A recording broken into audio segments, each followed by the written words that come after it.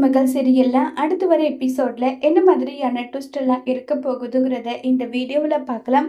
தமிழ் குழந்தைய பார்க்கறதுக்காக வெளியில வெயிட் பண்ணிக்கிட்டு இருக்காங்க. குழந்தைய மலர் தூக்கிட்டு வராங்க. உடனே நம்ம தமிழுக்கு ரொம்பவே சந்தோஷம் ஆயிடுது. குழந்தைய தூக்கி கொஞ்சம் அவ்வளோ சந்தோஷத்துல தமிழ் இருக்காங்க.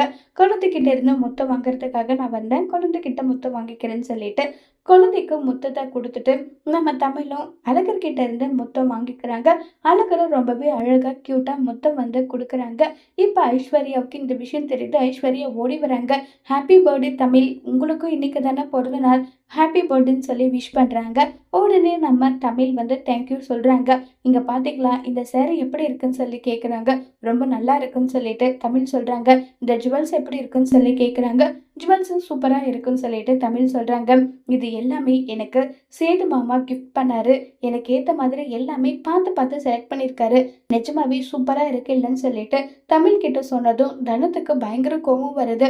இங்க பாரு, உன்னுடைய ஜுவல்ஸை பாக்குறதுக்கெல்லாம் ஒன்னும் என் அக்கா வரல, அழகரை பார்க்க வந்தாங்க, அழகரை பார்த்துட்டோம் நாங்க கிளம்புறோம்னு சொல்லிட்டு தனம் சொன்னதும் உடனே சாவித்திரி, என்ன ஐஸ்வர்யா நீ என்ன சொல்ற, இது சேது எல்லாம் வாங்கி கொடுக்கல, சேது ஏடிஎம் கார்டை மட்டும்தான் கொடுத்தான், இது எல்லாமே உன்னுடைய ஆன்டின்னு சொல்லவே ஈஸ்வரி மாதிரி தான் வாங்கி கொடுத்தாங்கன்னு சொல்றாங்க.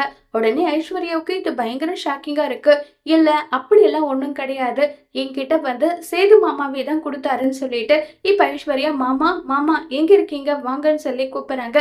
என்ன ஐஸ்வர்யா சொல்லு, என்ன விஷயம், முக்கியமான வேலையா இருக்கேன், எதுக்கு கூப்பிடுறேன்னு சொல்றாங்க.